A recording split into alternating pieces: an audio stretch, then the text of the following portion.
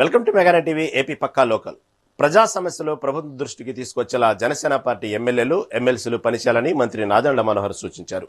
శాసన మండలి జరుగుతున్న తీరు, చట్టసభలో అనుసరించబోయే వ్యూహం గురించి అసెంబ్లీలోని జనసేన పార్టీ శాసనసభాపక్ష కార్యాలయంలో ఎమ్మెల్యేలు ఎమ్మెల్సీలతో భేటీ అయ్యారు. సామాజిక అంశాలపై అవగాహన పెంచుకోవాలని, ప్రసార మాధ్యమాల్లో మాట్లాడే సమయంలో పూర్తి పరిజ్ఞానంతో మాట్లాడాలని సూచించారు. క్షేత్రస్థాయిలో ప్రభుత్వ సంక్షేమాన్ని, అభివృద్ధిని ప్రతి ఒక్కరికి తెలియజేయాలన్నారు. అలాగే వైసీపీ కులాల మధ్య పెడుతున్న చిచ్చులు, కుట్రలను ప్రజలకు అర్థమయ్యేలా చెప్పాల్సిన అవసరం ఉందన్నారు. విలువైన చట్టసభల సమయాన్ని పూర్తి స్థాయిలో సద్వినియోగం చేసుకునేలా ముందస్తు ప్రణాళికతో సభకు రావాలని చెప్పారు. ఈ నెల 26 నుంచి పార్టీ ఉద్యమ సభ్యత్వ నమోదు కార్యక్రమం మొదలవుతుందన్నారు. ఈ కార్యక్రమాన్ని ప్రతి ఒక్కరూ ప్రతిష్టాత్మకంగా తీసుకోవాలని స్పష్టం చేశారు. రాజమండ్రిలో కల్తీ పాల ఘటన తీవ్ర భయాందోళనకు గురిచేసిందని అన్నారు వైఎస్ షర్మిల. విషపు పాలు తాగి 2 రోజుల్లో 4 చనిపోవడం అత్యంత బాధాకరమన్నారు. కిడ్నీ సమస్యతో పరిస్థితి విషమించి 8 మంది ఆసుపత్రుల్లో చేరడం ఆందోళనకరంగా ఉందన్నారు. మృతుల కుటుంబాలకు కాంగ్రెస్ పార్టీ పక్షాన ప్రగాఢ సానుభూతి వ్యక్తం చేస్తున్నామన్నారు. ఆసుపత్రుల్లో ప్రాణాలతో కొట్టుమిట్టాడుతున్న వారికి తక్షణం మెరుగైన వైద్య సేవలు అందించాలని కూటమి ప్రభుత్వాన్ని డిమాండ్ చేశారు. ఉన్నత స్థాయి కమిటీ నియమించి దర్యాప్తు ముమ్మరం చేయాలని హెచ్చరించారు.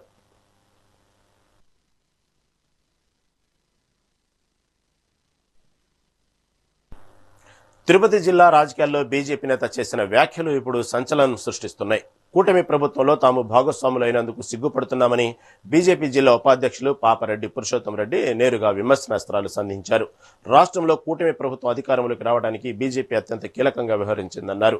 అయితే ప్రభుత్వం ఏర్పడిన తర్వాత ప్రజా సమస్యల పరిష్కారం కోసం తామే స్వయంగా కలెక్టర్లు, ఎంఆర్ఓ కార్యాలయాల చుట్టూ తిరగాల్సి రావడం దురదృష్టకరమని ఆవేదన వ్యక్తం చేశారు. దేశానికి స్వాతంత్రం వచ్చి 75 ఏళ్లు దాటినా నేటికి చెరువుల ఆక్రమణల వంటి అంశాలపై అధికారులకు అర్జీలిస్తున్నా పట్టించుకునే నాదుడే కరువయ్యారని మండిపడ్డారు. మేము భాగస్వామ్యములై ప్రతి వారము 15 రోజులకి 20 రోజులకు ఒకసారి ఎంఆర్ఓ ఆఫీస్కో, ఎండిఓ ఆఫీస్కో, ఇతర కలెక్టరేట్కో పోయి అర్జీలు ఎత్తుకొని తిరిగే పరిస్థితి మాకే ఈ పరిస్థితి వచ్చింది. నిజంగా కూటమి ప్రభుత్వంలో ఉండి సిగ్గుపడుతున్నాం. ఎందుకంటే మేము 20 రోజుల క్రితం జరిగిన రెవెన్యూ క్లినిక్ లో ఇదే విధంగా మేమందరం వచ్చి మా సొంత సమస్యకి రాలేదు, పబ్లిక్ సమస్యకి వచ్చి అప్పుడున్న జేసీ గారికి ఒక అర్జీ ఇవ్వడం జరిగింది. అయ్యా, స్వతంత్రం వచ్చి 75 సంవత్సరాలు దాటేసినా కూడా ఇంకా కూడా చెరువులు కూడా ఆక్రమించుకొని, భూస్వాములు ఆక్రమించుకొని వాళ్ళ ఆక్రమణలో ఉంది, ఆక్రమణలో చిరిపించమంటే ఆ రోజు జాయింట్ కలెక్టర్ గారు చెప్పారు వెంటనే పరిష్కరించమని చెప్పి నేను ఖచ్చితంగా వారం రోజుల్లో చెరువుని కొలిపించి అక్కడ ఉన్న రైతులకు అప్పగించి, ఈ జిల్లాలో ఈ కలెక్టర్ గారు వచ్చిన తర్వాత ఏ అధికారి భయపట్టలేదు. అయ్యా, గతంలో మేము 25 సంవత్సరాల నుంచి రాజకీయాల్లో ఉంటే అయ్యా మేము కలెక్టర్ కాడికి పోతామంటే, కలెక్టర్ ఈ జిల్లాకు బాస్ పోతామంటే షేక్ అయ్యేది ప్రతి అధికారి. ఈ రోజు ఈఆర్ఓ కూడా కలెక్టర్ కాడికి పోతామంటే పో అంటున్నారు. ఎందుకంటే కలెక్టర్ గారు స్పందించడం లేదు. నేను గత 15 రోజులు 20 రోజుల క్రితం కూడా చెప్పాను, కలెక్టర్ గారి దృష్టిలో కూడా ఉన్నాయి చెరువులు. మేమందరం అనేక సార్లు కలెక్టర్ గారి దృష్టికి పోతే సైక్లోన్లప్పుడు వచ్చినా కూడా సార్ ఏం సార్ మా చెరువు సంగతి ఏంటి సార్ అని అడిగితే నా దృష్టిలో ఉంది, వారం రోజుల్లో చేస్తానని చెప్పడం జరిగింది. ఈ రోజు మా కోటేని చెప్పినట్టు పక్క జిల్లాలో, నెల్లూరు జిల్లాలో కలెక్టర్ ఈ రోజు పోయిన సోమవారం అర్జీ ఇస్తే 3 రోజుల్లో దాని పరిష్కారం చూపించాడు. 24 గంటల్లో స్పందించాడు. కలెక్టర్ గారు, పక్క జిల్లా నెల్లూరు జిల్లా కలెక్టర్ గారిని చూసి తెలుసుకోండి. మీలాంటి కలెక్టర్లు ఉంటే పేదోళ్లు, సాదోళ్లు చాలా ఇబ్బంది పడే పరిస్థితి ఉంది. కూటమి పల్నాడు జిల్లా నరసరావుపేటలోని ఆక్స్ఫర్డ్ పాఠశాల వద్ద తీవ్ర ఉద్రిక్తత నెలకొంది. 10వ తరగతి విద్యార్థినిపై ప్రిన్సిపాల్ చేయి చేసుకోవడాన్ని నిరసిస్తూ విద్యార్థి సంఘాలు, బాధితురాలి తల్లిదండ్రులు పాఠశాల ఎదుట బైఠాయించారు. భారీ ఫీజులు వసూలు చేస్తూ విద్యార్థినిపై అకారణంగా దాడి చేయడంపై తల్లిదండ్రులు ఆవేదన వ్యక్తం చేశారు. ఈ ఘటనపై పోలీసులకు ఫిర్యాదు చేసినా స్పందన లేదని వారు ఆరోపిస్తున్నారు. ప్రిన్సిపాల్పై వెంటనే కేసు నమోదు చేయాలని, లేని పక్షంలో నరసరావుపేటలో విద్యాసంస్థల బంద్కు పిలుపునిస్తామని ఎస్ఎఫ్ఐ కన్వీనర్ హెచ్చరించారు. పాఠశాల యాజమాన్యం సరైన సమాధానం చెప్పకపోవడంతో బాధితులు పాఠశాల గేటు వద్ద ఆందోళనను ఉధృతం చేశారు. మీరు మధ్యలో కడితే సార్ మదర్ వస్తారు, వస్తే మాట్లాడతాను చెప్పండి అని చెప్పి ఇంటికి పంపించాలండి. మీరు రోడ్డు మీద రాపారు, క్లాస్ బయట కాపారు. మీరు పిల్లలకి బదులు తీస్తారా మీరు? ఏంటి? 10 మంది పిల్లల ముందు బదులు తీస్తారా? ఏమ్మా, నేను బయటకు వెళ్తానంటే వాళ్ళ మదర్ వస్తాను.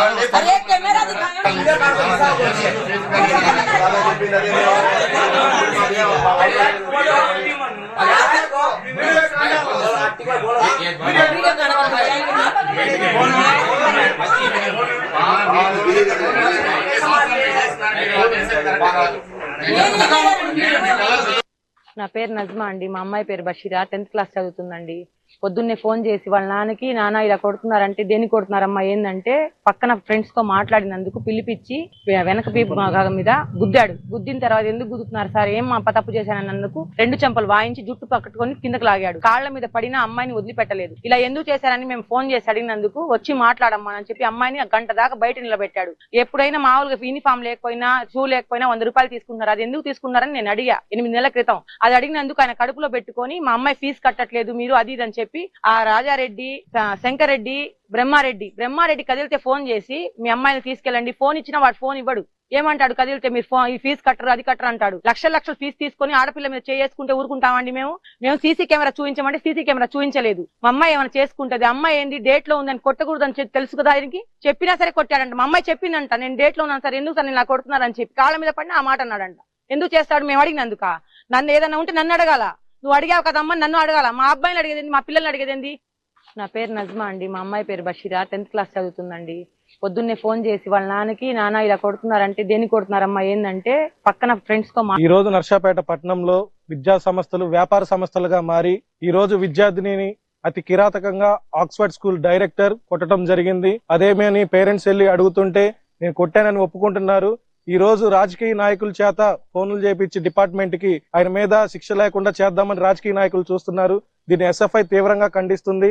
ఈ రోజు 10th క్లాస్ పరీక్షల దగ్గరకు వచ్చే సమయంలో ఫీజు కట్టిన విద్యార్థుల్ని విద్యా సంస్థలో అతి దారుణంగా కొట్టడం జరుగుతుంది. ప్రభుత్వాలు స్పందించడం లేదు. అదేమని అడుగుతుంటే పేరెంట్స్ కూడా దురుసుగా సమాధానం చెప్తున్నారు. దీన్ని ఎస్ఎఫ్ఐగా తీవ్రంగా ఖండిస్తున్నాము. ఆక్స్ఫర్డ్ డైరెక్టర్ మీద క్రిమినల్ కేసు పెట్టాలి, అలానే వాళ్ళ రికగ్నైజ్డ్ కొట్టేయాలని ఎస్ఎఫ్ఐగా డిమాండ్ చేస్తున్నాం. ఈ రోజు నర్సాపేట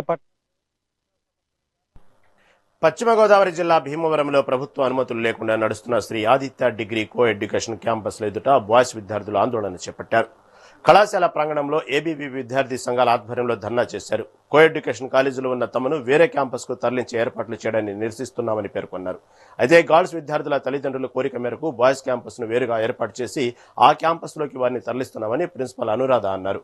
ప్రస్తుతానికైతే తమ కళాశాలకు ప్రభుత్వ అనుమతి లేదని, అనుమతుల కోసం దరఖాస్తు చేసుకోగా ప్రాసెస్ లో ఉందని స్పష్టం చేశారు.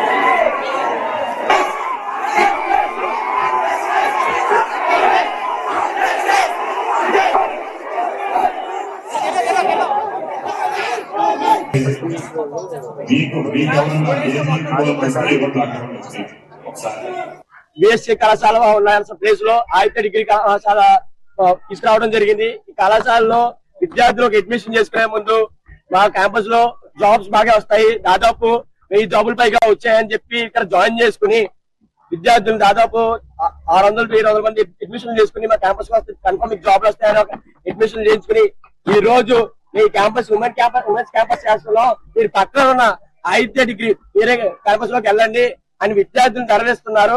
దాని గురించి కళాశాల యాజమాన్యంతో పిల్లలు చాలా మంది మాట్లాడారు, మేము మాట్లాడాం.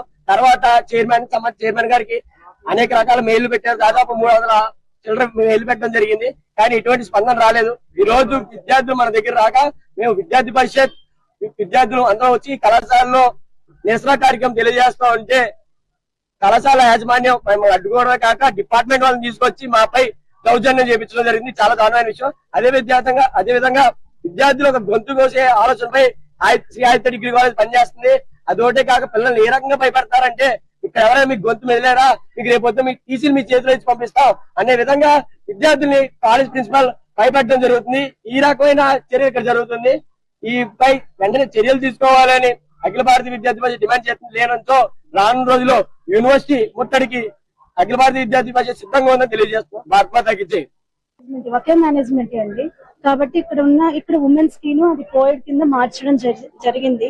ఎందుకు అంటే అది తల్లిదండ్రుల కోరిక మేరకు, విద్యార్థినుల యొక్క కోరిక మేరకు ఈ చేంజెస్ అనేవి చేస్తున్నారు. అకాడమిక్స్ లో కానీ ఇందులోనూ ఎటువంటి మార్పులు ఉండదు. మాకున్న 34 బ్రాంచెస్ ఒకే సిస్టమ్ ని ఫాలో అవుతాము. అటువంటిది పక్క బ్రాంచ్ లో ఇంకా హ్యాపీగా ఆడపిల్లలకి కొంచెం ఎక్కువ సేఫ్టీ సెక్యూరిటీ ఉంటుంది. వాళ్ళు ఇంకా ప్రశాంతంగా చదువుకుంటారు, మంచి విద్యను అందించవచ్చు అన్న ఆలోచనే తప్పించి ఇందులో ఇంకొకటి ఏమీ లేదు. దీనికి యాజమాన్యానికి రిప్రజెంట్ చేయడం తప్పలేదు, కానీ ఇలా అందరూ వచ్చి గొడవలాగా చేయటం అనేది అయితే కరెక్ట్ కాదండి. స్టూడెంట్ పేరెంట్స్ అండి సార్, బాయ్స్ స్టూడెంట్స్ కాదు కదా సార్, గర్ల్స్ స్టూడెంట్స్ రిక్వెస్ట్ మీదకు, గర్ల్స్ స్టూడెంట్స్ యొక్క పేరెంట్స్ రిక్వెస్ట్ మీదకు దీని ఉమెన్స్ క్యాంపస్ సార్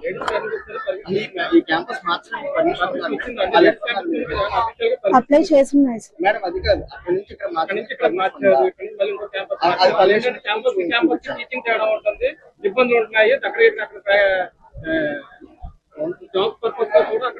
సార్ అలాంటి ఏమి ఉండవు సార్. జాబ్స్ అయితే ఒకే పర్పస్ కింద ఉంటాయి సార్. అకాడమిక్స్ లో కూడా ఏమి ఉండవు, ఒకే మేనేజ్మెంట్. నెల్లూరు జిల్లా కోవూరు వారధి సెంటర్ సమీపంలోని ముంబై జాతీయ రహదారిపై ప్రమాదం చోటు చేసుకుంది. అదుపు తప్పిన సిమెంట్ లారీ డివైడర్ను ఎక్కి రోడ్డుకు అవతల వైపు ఉన్న ఇంటిలోకి దూసుకెళ్లింది. ఈ ఘటనలో మౌలాలి, మస్తానమ్మ అనే ఇద్దరితో పాటు డ్రైవర్కు గాయాలయ్యాయి. డ్రైవర్ క్యాబిన్లో ఇరుక్కుపోవడంతో స్థానికులు అతి కష్టం మీద అతన్ని బయటకు తీశారు. గాయపడిన వారిని చికిత్స నిమిత్తం ఆసుపత్రికి తరలించారు.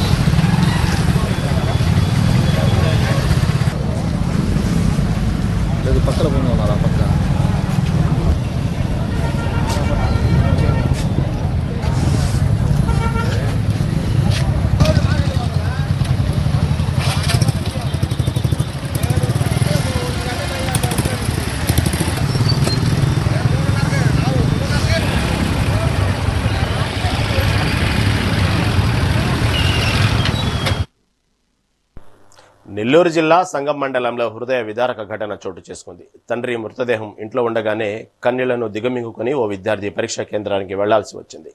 కందుల శివకృష్ణ గుండెపోటుతో మరణించగా ఆయన పెద్ద కుమారుడు రామ్ సాయి ఇంటర్ పరీక్షకు హాజరయ్యాడు.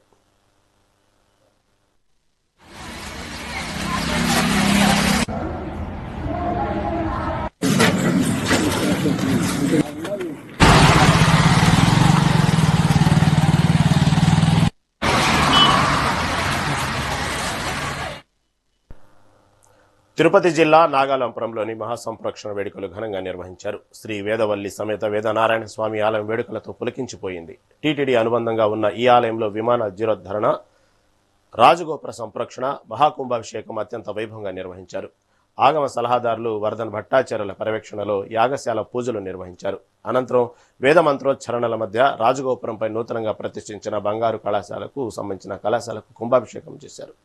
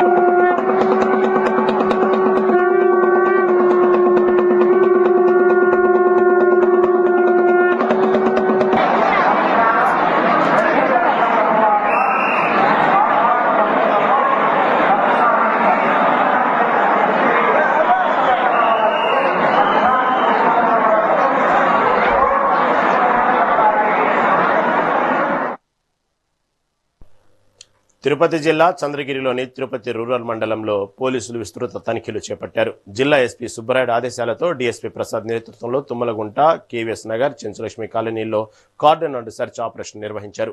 గంజాయి, డ్రగ్స్ వంటి అసాంఘిక కార్యకలాపాల నియంత్రణే లక్ష్యంగా ప్రతి ఇల్లు అనుమానాస్పద ప్రాంతాలను జల్లెడ పట్టారు.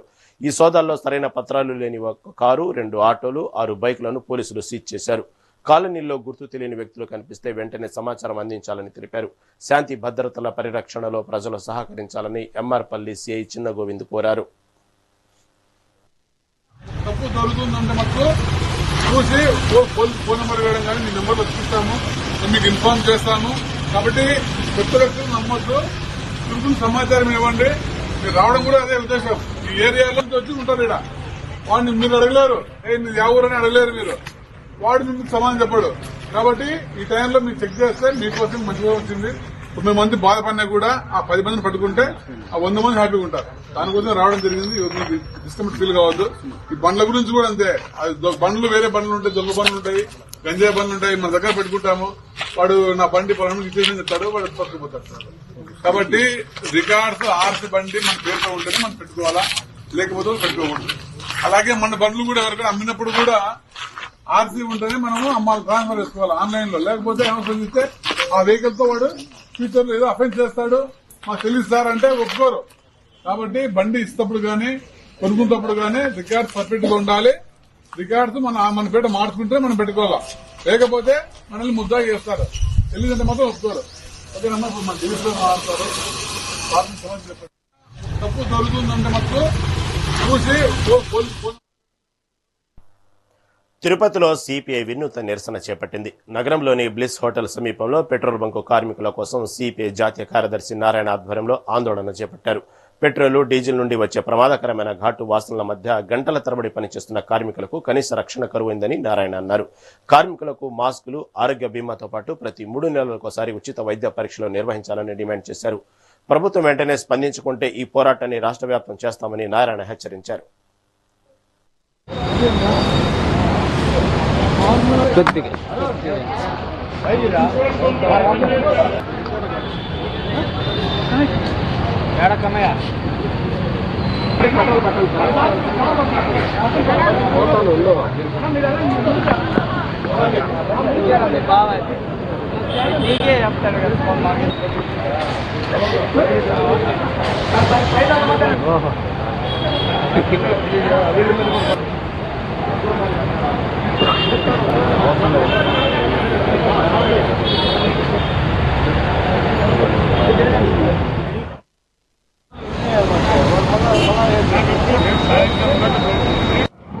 భారతదేశంలో దాదాపు 1,25,000 బంకులు ఉన్నాయని అంచనాకు వచ్చింది.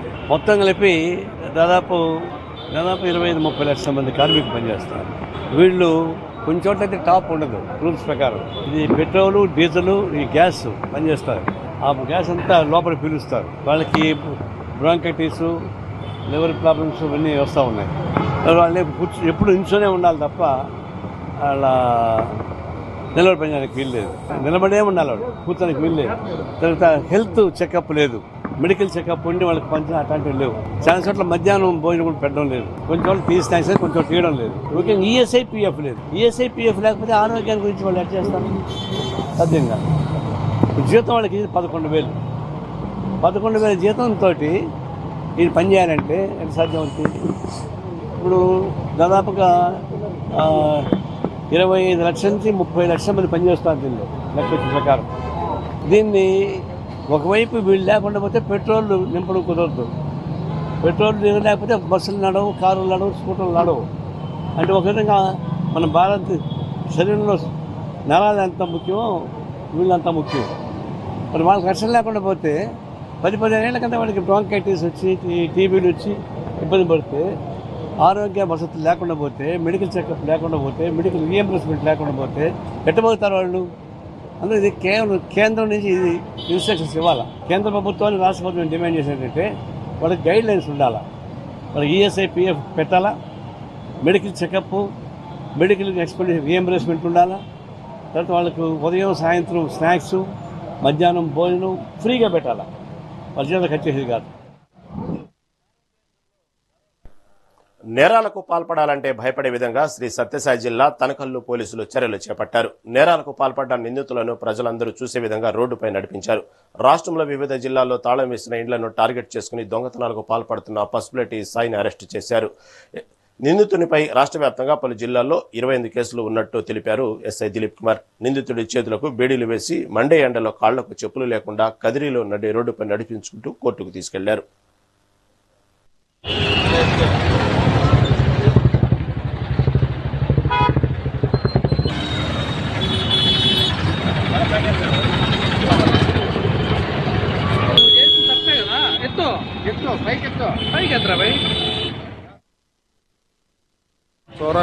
పసుపులేటి సాయి అలియాస్ బత్తల సాయి అని చెప్పేసి నందిగానపల్లె సదుపు పంచాయతీ తనకల్లు మండలం కదిరి నియోజకవర్గం. నేను తనకల్లు ఎస్ఐ మాట్లాడుతున్నాను. రీసెంట్గా ఏమైందంటే ఇతని మీద దగ్గర ఒక 28 దొంగతనం కేసు డే హిస్టరీ అఫెండరు. టోటల్గా బయట జిల్లాలోకి వెళ్ళేసి కర్నూలు, తిరుపతి, మదనపల్లి, అనంతపురము ఇలా సరౌండింగు మండలాల్లోకి వెళ్ళిపోయి టౌన్లలో డే టైంలో అన్ని దొంగతనాలు ఇల్లు ఏదైతే లాక్ చేసి ఉంటారో ఆ లాక్స్ ఉండే ఇళ్లను ఐడెంటిఫై చేసి దొంగతనం చేసుకొని వచ్చి మా మండలంలో తనకల్లు మండలంలో నందిగానపల్లిలో నివాసం ఉంటున్నాడు. అయితే రీసెంట్గా ఇతని మీద మన జిల్లాలో అయితే ఎటువంటి కేసులు లేవు.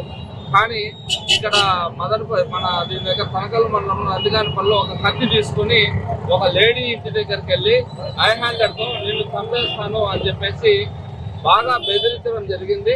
ఆమె భయభ్రాంతులకు గురై సావును దగ్గర నుంచి పరిచయం చేసే విధంగా చేయడం వల్ల ఒక నాన్ బెయిలబుల్ కేసు నమోదు చేయడం జరిగింది.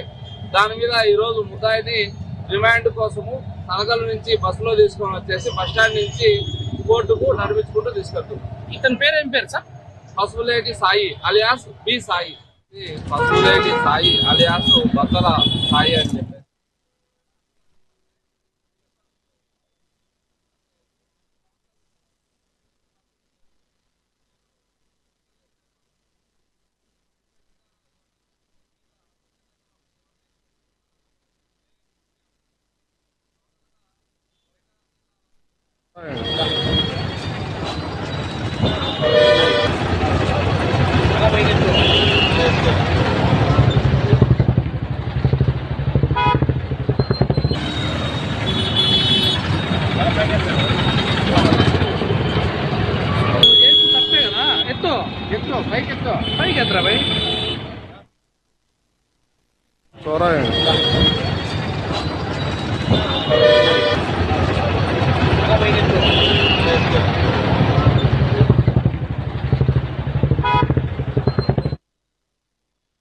పక్క లోకల్లో స్మాల్ బ్రేక్ తీసుకుందాం.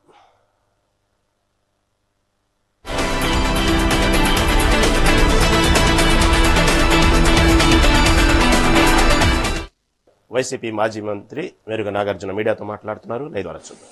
మండలంలో చర్చిస్తాము అని మాటిచ్చి తర్వాత పారిపోయిన తీరు చూస్తా ఉన్నా అర్థమవుతా ఉంది. ఈరోజు నిజంగా అసెంబ్లీలో 4 గంటల పాటు చర్చిస్తామని ప్రభుత్వం ప్రకటన చేసిందంటే ఇది శాసనసభలో పూర్తిగా ఏకస్వరంతో వాళ్ళు అనుకున్నట్టు ఈ వ్యవహారాన్ని ముగింపాలని చేయాలనే ఉద్దేశంతో తప్ప నిజంగా జరిగినటువంటి అంశం మీద ధైర్యంగా మాట్లాడటానికి సాహసం చేయలేని పరిస్థితిలో ఈరోజు తెలుగుదేశం ప్రభుత్వం అని చెప్పడానికి పూర్తిగా ఆధారాలు ఉన్నాయి. నిజంగా ఇలాంటి పరిస్థితిలో వైఎస్ఆర్ కాంగ్రెస్ పార్టీ శాసనసభలో ఉండుంటే, నిజంగా ప్రతిపక్ష హోదా కల్పించుంటే ఈరోజు లడ్డూ వ్యవహారంలో 4 గంటలు చర్చించినా 10 గంటలు చర్చించినా రోజంతా వినిపించినా మీరు చెప్పే వాయిస్ కాదు తప్పు, దేవదేవుణ్ణి పూర్తిగా మీరు వక్రీకరిస్తున్నారని చెప్పడానికి ఆస్కారం ఉండేది. ఈరోజు ఏదీ లేదు. మీ ప్రశ్నలకు మీరు మాట్లాడే ప్రశ్నలు ఉండవు, అసలు బ్రేకులు ఉండవు, వాస్తవాలకు ఎరుగులోకి వచ్చే అంశమే లేదు. ఈరోజు అసెంబ్లీలో పరిస్థితి జరుగుతూ ఉంటే ఎన్నాళ్ళు తిరుమల రెడ్డి వ్యవహారంలో మీరు నడిపినటువంటి అబద్ధపు ప్రచారాలు, విషపు రాతలు పూర్తిగా సభలోకి వస్తాయి గాని నిజాలు చెప్పి ప్రజలకు న్యాయం జరిగే విధంగా జరిగిన విషయాన్ని కూలంకషంగా చెప్పే అవకాశాలే ఉండవు. ఒక ప్రక్క సిబిఐ ఛార్జ్ షీట్ లో రిపోర్టు ఆధారంగా దాంట్లో ఏమి జంతు కొవ్వు గాని ఎలాంటివి లేవని రిపోర్ట్లో చెబుతా ఉంటే ల్యాబుల ఆధారంగా మీరేమో మీ ముఖ్యమంత్రి గారేమో అబద్ధాలు వల్లిస్తున్నారు. దెయ్యాలు వేదాలు వల్లించినట్టు మాట్లాడుతూ ఉన్నారు. కోనసీమ జిల్లా కొత్తపేట మండలం ప్రాజెక్ట్ ఆఫీసు నందు అంగన్వాడీ హెల్పర్స్ నిరాహార దీక్షలు చేపట్టారు. అంగన్వాడీ హెల్పర్స్ అండ్ టీచర్స్ సెక్టార్కు 5 చొప్పున 11 సెక్టార్లలో 55 మంది అంగన్వాడీ హెల్పర్లు 2 రోజుల నిరాహార దీక్ష చేపట్టారు. ఫిబ్రవరి నుండి జరిగే బడ్జెట్ సమావేశాల్లో అంగన్వాడీ వేతనాలు పెంచాలని, మినీ సెంటర్లను మెయిన్గా సెంటర్లుగా మార్చాలని కోరారు. పెరుగుతున్న ధరలకు అనుకూలంగా అంగన్వాడీ వేతనాలు పెరగడం లేదని, వేతనాల పెంపు సమస్యపై పరిష్కారం చూపాలని కోరారు. 5 సంవత్సరాలలోపు పిల్లలు అందరూ అంగన్వాడీ సెంటర్లలో ఉండేలా జీవో ఇవ్వాలని డిమాండ్ చేశారు.